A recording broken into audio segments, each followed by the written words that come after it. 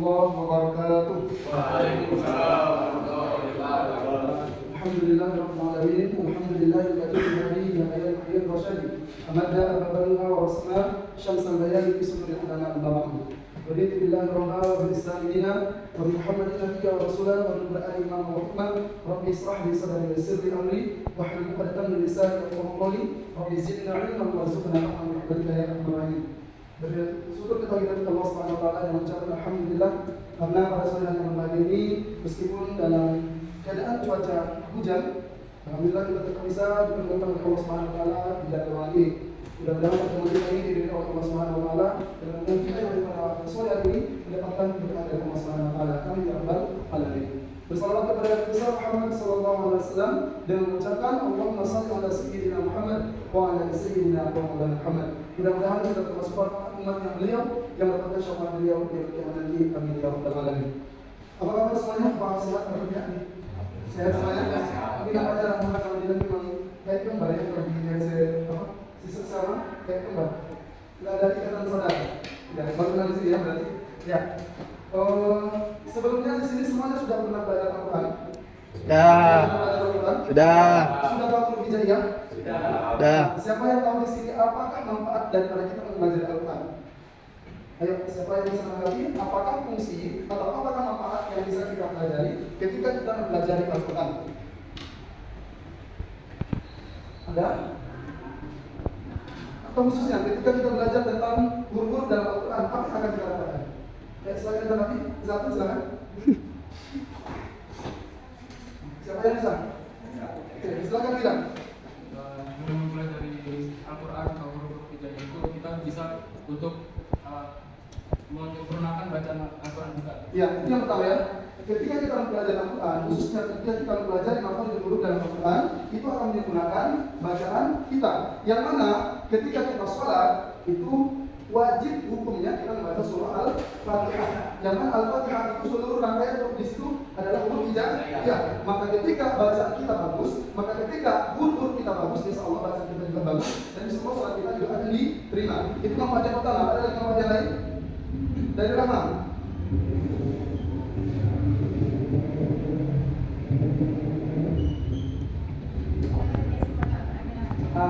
Ketika kita sudah benar baca Al-Qurannya, itulah beberapa dari manfaat membaca Al-Quran.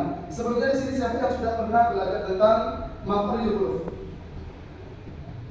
Sudah, Bu Ira. Siapa lagi? Yang sudah? Zafan? Yang sudah pernah belajar tentang makhrij huruf? Hadis sudah pernah? Belum pernah. Atau di sini mohon maaf masih ada yang bacaan Iqra. Atau sudah Al-Quran semua? Sudah Al-Quran semua ya? Ada juga. Dia gimana? Sudah Al-Quran? Belum? Apa? Belum terlalu berarti nanti setelah pembelajaran ini sobat nanti ketika sudah dipelajari sobat disitulah nanti muncul kebiasaan untuk membaca Al-Quran dengan benar. Oke, yang akan kita bahas pada sore hari ini adalah tentang makhorijul huruf. Apakah yang disebut dengan makhorijul huruf? Makhorijul huruf, tempat keluar huruf. Karena fokus kita tidak ada, maka kalau saya sudah bagikan PPT di apa ya? Di HP masing-masing, silakan lihat. Makhorijul huruf tempat keluarnya huruf ada berapa? 5. Yang pertama apa? Yang pertama kita mulai dari jauf. Jauf itu apa artinya? Jauf itu artinya adalah rongga mulut. Kemudian yang kedua apa? Al-halqu. Apa yang halqu? Tenggorokan. Kemudian yang ketiga apa? Al-lisan. Kita mulai dari yang apa dulu? Yang sedikit. Al-khaysyum. Apa itu khaysyum? Rongga hidung. Kemudian apa? Syafatain. Artinya syafatain apa? Dua bibir. Artinya lisan adalah lidah. Berarti tempat keluar hurufnya itu ada 5. Yang pertama kita mulai dari rongga. Yang dikatakan dengan rongga adalah rongga kerongkongan sampai dengan rongga mulut atau ruang hampa yang ada di dalam mulut kita. Baratnya ini sebuah lubang, ini sebuah pipa, maka yang dikatakan dengan rongga itu adalah lubang pipa itu. Mulai dari awal sampai akhir itu disebut dengan rongga. Begitu juga dengan mulut kita. Yang dikatakan dengan rongga mulut adalah mulai dari kerongkongan sampai dengan rongga mulut. Itu yang disebut dengan rongga. Maka huruf yang keluar dari rongga mulut ini cuma 3 saja, yaitu apa saja? Alif, waw, ya. Yang ketiga huruf ini dia berbaris sukun atau berbaris mati. Berarti kalau berbaris mati seperti ini. Oke, kita praktekkan. Coba kita baca ka, ki, ku, ki. Nah, kira-kira di mana letak daripada lidah kita? Ka, ki, ku. Maka ketika bunyi a, i, u itu habisnya berada di rongga. Ka, ki, ku atau a, i, u itu berada di rongga. Dan ini disebut dengan huruf mat. Huruf mat. Coba dipraktekkan. Rahma.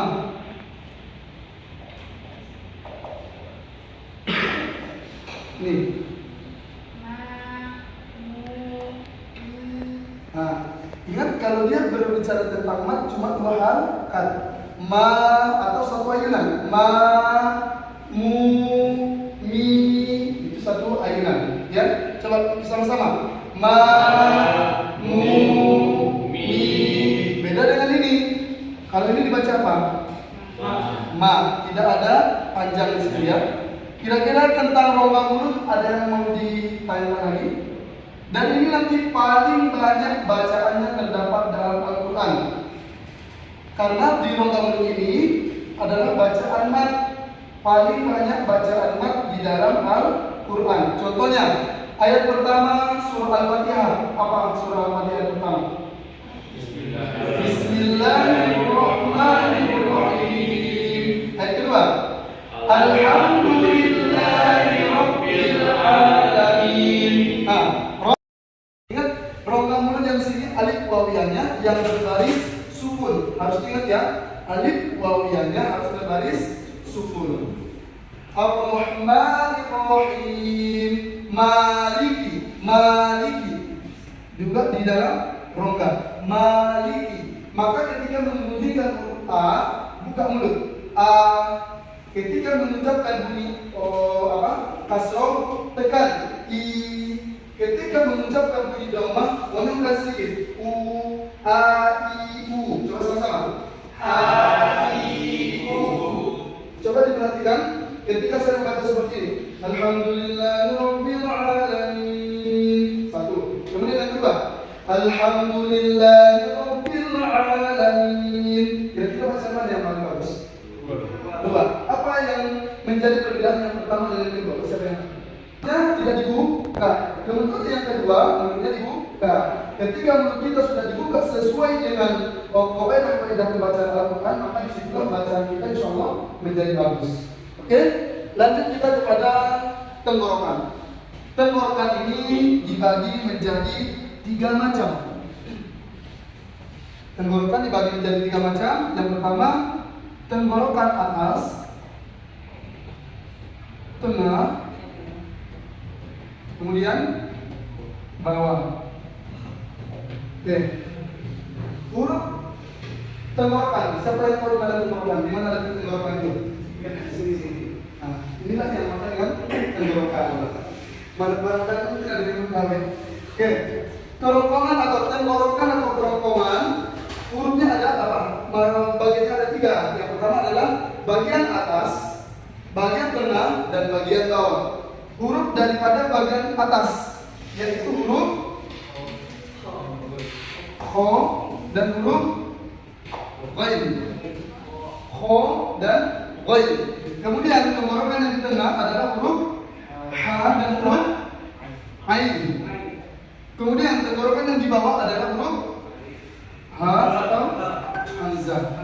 Ingat, yang ketiga ini adalah berharakat patah sukun atau kasroh, gurunya berada di tenggorokan. Kita praktekkan dari tenggorokan yang paling atas. Berarti yang dialami dari tenggorokan atas adalah menjelang ke apa? Kalau kita apa? Ada sedikit seperti daging yang tumbuh di kerongkongan kita, menjelang situlah dia tumbuh daripada huruf kho dan go. Kho, go, go. Tidak tepat aja dong. Kho, go. Yang tahu benar siapa? Kita sendiri. Karena kenapa? Karena kita yang rasakan. Karena dia berada di atas. Kho, go. Kalau getarannya ketika kita mengucapkan kho dan go itu di tengah, berarti salah. Harus getarannya ada di atas. Kho, go. Coba sama-sama. Kho, go. Kemudian di tengah, hurufnya ada dua, yaitu ha, ain. Ha, ain. Ha, ain. Sama-sama. Ha, ain. Ha, ain. Ha, ain. Coba praktekkan dia. Ha, ain. Nah, dia kalau mengucapkan huruf ha itu terasa seperti bunyi kepedasan. Ha, ha, ain. Oke, silakan Mama. Oke, Dea. Oke, Zalman. Mario. Ha, ain.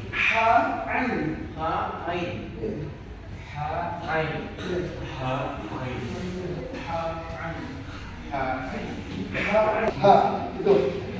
Di mana contohnya pada pembacaan bismillah. Di sini bisa kita bedakan nanti ya.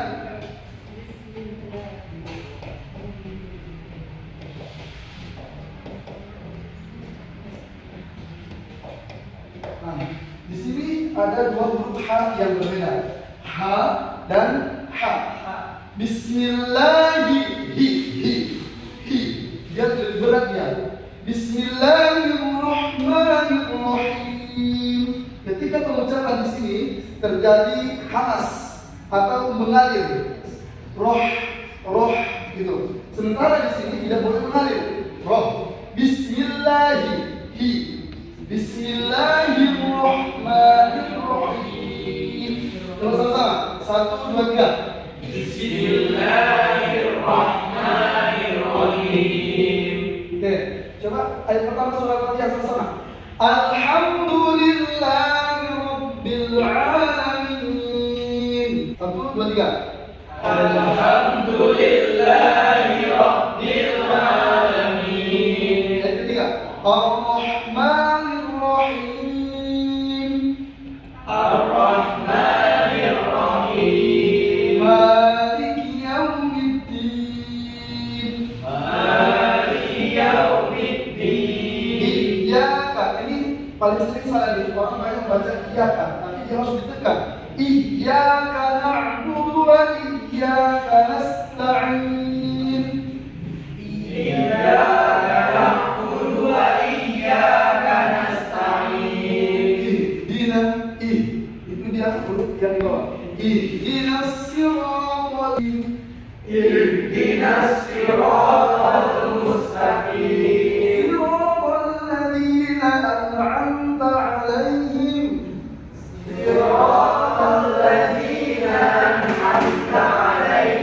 Ghairil maghdubi 'alaihim.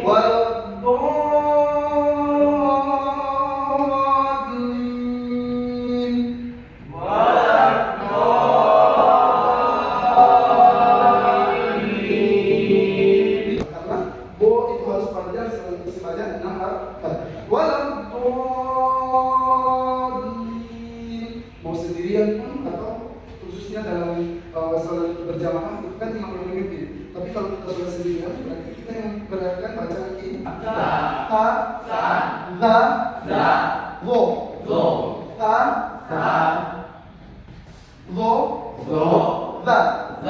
Coba bacakan shadaqallahul azim. Kira-kira apakah sudah benar bacaan huruf Z? Coba. Shadaqallahul azim. Coba. Shadaqallahul azim.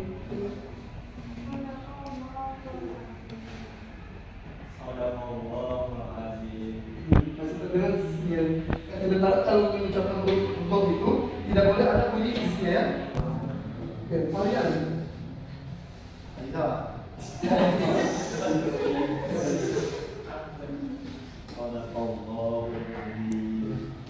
huruf gol di sini ya.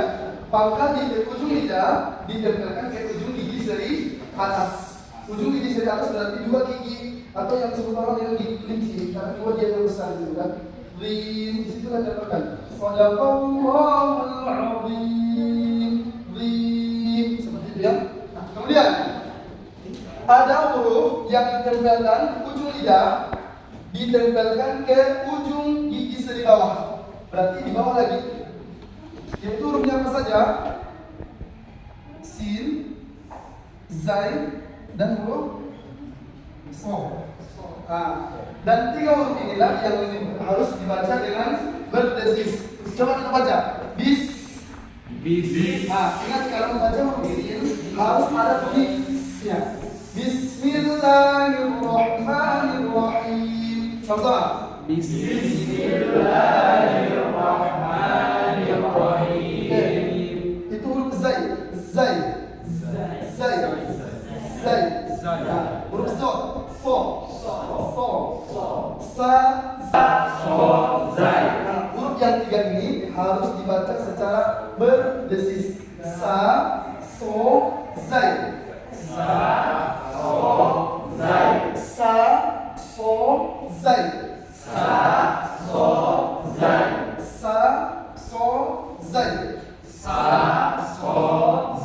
Oke, itulah huruf-huruf yang keluar daripada lidah atau disebut dengan al-lisan. Oke, silakan huruf hamzah atau huruf alif berasal dari mana?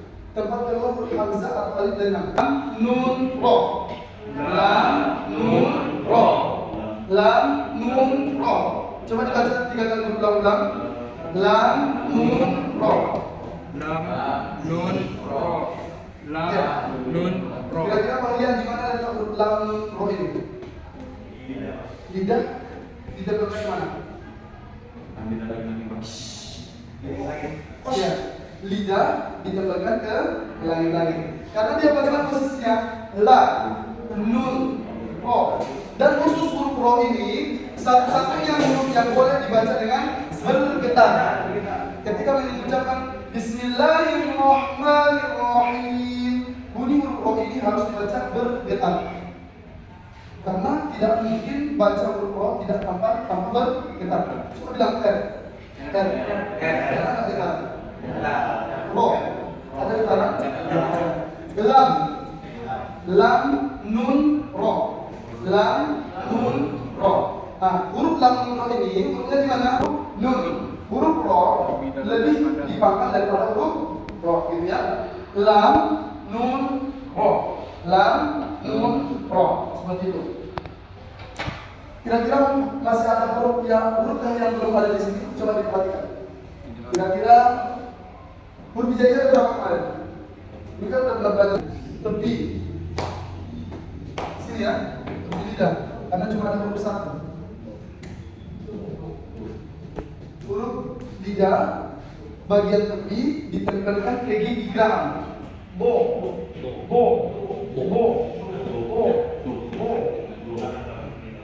Coba dipraktekkan semuanya ada juga. Aditya, coba dipraktekkan bo. Nah, ini kan lidah ditempelkan ke gigi geraham, berarti gigi yang paling besar. Bo. Beda dengan do ya. Kalau do itu sama berarti dengan huruf yang ta atau da itu. Tapi kalau huruf do ini berada di tepi lidah, rasakan ya. Bo. Contohnya dalam bacaan sholat. Waladdallin. Beda dengan waladdallin, beda ya. Tapi kalau dia do yang benar, bagaimana dia? Waladdallin, kebalnya. Pakai kaki gitu. Ya, dia jangan nempel lagi. Karena yang harus nempel adalah gigi kita tepi lidah kita nempel ke gigi geraham. Waladdallin. Kalau yang nempel lagi itu jatuhnya kepada huruf ta. Ta di sini kan. Ta atau to. Nah, kali ini baru nempel ke pangkal lidah. Tapi kalau huruf bo itu tidak menempel ke gigi geraham. Wal bolin. Coba. Lihat.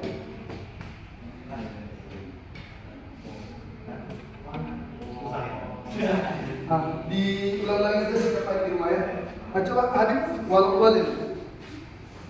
Walat bolin. Kita ulang ya. Tempat keluar huruf ada berapa tadi? Ada 5. Yang pertama apa tadi nama? Rongga mulut. Huruf yang keluar dari rongga mulut apa saja? Yang berbaris sukun. Kemudian apa makhraj yang keluar? Tenggorokan. Huruf yang keluar dari tenggorokan tadi dibagi menjadi berapa macam? Ada 3 macam. Yaitu huruf apa bagian mana saja? Atas. Huruf tenggorokan yang keluar dari tenggorokan atas apa saja? Kho dan ho. Kemudian huruf yang keluar dari tenggorokan tengah apa saja? Kemudian huruf yang keluar dari tenggorokan bawah apa saja? Oke.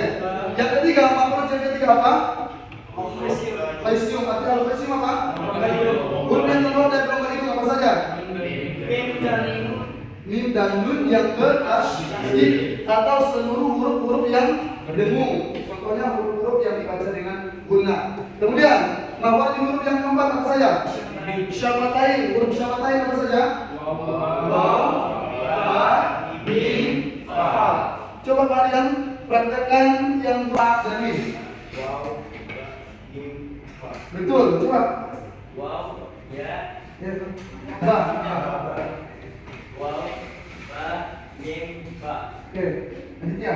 Waw, ba, mim, fa. Oke, betul ya. Karena ketika mengucapkan huruf fa itu 2 gigi kita yang di atas ditempelkan ke mulut gigi kita yang bawah. Fa dan keluarkan angin. Fa, ya. Kemudian makhraj huruf yang terakhir apa? Lidah. Huruf yang keluar dari lidah berapa tadi? Oh, Mira. 18. Yang 18 ini dibagi kepada berapa tempat? Berapa tempat? Berapa tempat? Coba hitungin. 2, 3, 4, 5, 6, 7. Berarti berapa tempat? 7 tempat. Inilah pembahasan kita tentang makhrajul huruf. Kira-kira setelah belajar tentang makhrajul huruf ini, karena apa? Yang pertama, yang saya alami ketika saya duduk di pesantren itu alhamdulillah mulai dari taman SD langsung ke pondok pesantren, yang mana di pondok pesantren itu tidak ada bukan pesantren modern, tapi dia dalam sebuah pondok yang berukuran 3x3 paling besar. Itu kami sudah dibiasakan mandiri dari kecil. Setiap selesai maghrib mau berapa ayat pun tetap wajib punya ketika di sana membaca Al-Quran. Barangkali ada kegiatan mendesak, maka wajib baca cuma 3 ayat boleh. Atau waktu luang antara maghrib dan bisa baca. Karena kenapa? Dengan kebiasaan kita membaca Al-Quran, maka nanti tidak akan lepas tidak kita daripada Al-Quran. Ketika Al-Quran itu sudah kita miliki, sudah kita jadikan kebiasaan. Ketika kebiasaan itu nantinya tertinggal sekalipun akan ada rasanya sesuatu yang kurang dari kita. Maka tidak ada yang sulit dalam belajar Al-Quran. Yang sulit itu adalah membiasakan diri senantiasa membaca Al-Quran. Kira-kira tentang makhrajul huruf yang kita pelajari pada hari ini ada yang ditanyakan? Ada yang bertanya lagi? Sebelum nanti saya tutup, kebetulan ada 6 orang ya. Kalau yang ini kan dari kelas kita cuma 6 orang yang datang. Ini ada kebetulan yang dari UIR, ada kebetulan yang dari UNI. Yang ini dari UIR, satu fakultas yang ini. Ya, yang 6 orang ini nanti insya Allah sebelum kita akhiri, kita tes dulu baca Al-Fatihahnya. Jangan sungkan-sungkan nanti, karena apa? Ketika Al-Fatihah itu kita bacakan, di situ termasuk rukun sholat. Yang mana rukun sholat ini wajib kita baca dalam sholat kita. Ketika kita tidak membaca Al-Fatihah, sholat kita rusak. Barangkali ini yang perlu saya sampaikan pada sore hari ini. Mudah-mudahan apa yang saya sampaikan dapat bermanfaat bagi kita semua, khususnya diri saya pribadi. Saya dapat lagi mengembangkan ilmu tentang makhrajul huruf ini, dan insya Allah pada pertemuan selanjutnya kita secara online pada malam Jumat depan. Itu kelompok berapa nih? 6 dari kelompok 7. Rahmat kemarin tentang satu pertanyaan, satu pertanyaan. Tidak bertanya kepada kelompok 5. Sekian, wabillahi taufiq wal hidayah, dan wassalamualaikum warahmatullahi wabarakatuh.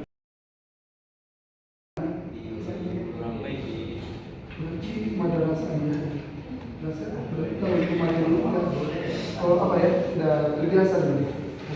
Sudah terbiasa.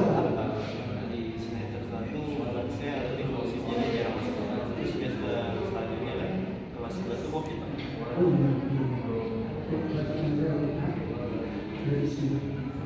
Bismillahirrahmanirrahim. Roh untuk ada seperti ini. Rahmanirrahim.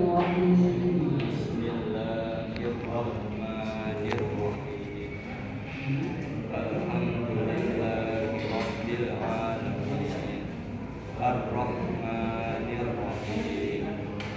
Maliki yaumiddin. Iyyaka na'budu wa iyyaka nasta'in. Shiratal mustaqim. Shiratal ladzina an'amta 'alaihim ghairil maghdubi 'alaihim Bismillahirrahmanirrahim.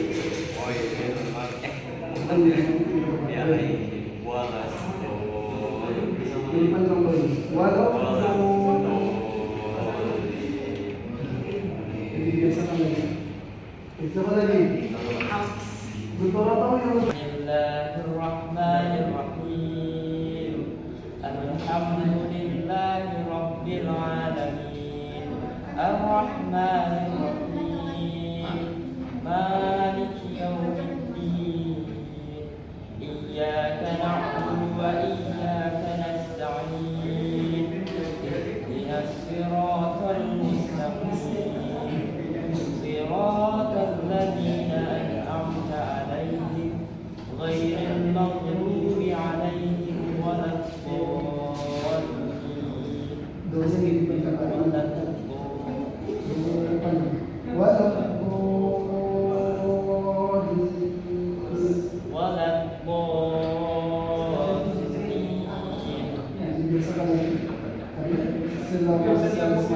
Kita wajib membaca 13 kali. Kenapa 13 kali? Sobat.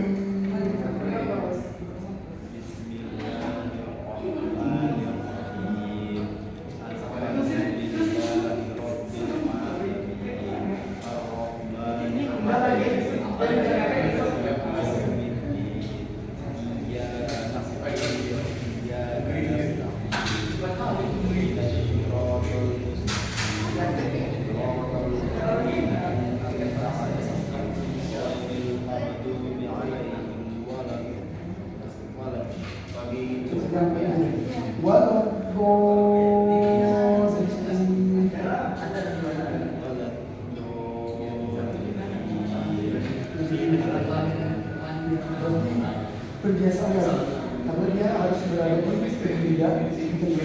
di gram walau dibiasakan walau itu di sini walau kan dibiasakan di sini jadi di sini kan berpikir di sini walau kalau masih berada di tapi kalau kembali kebiasaan.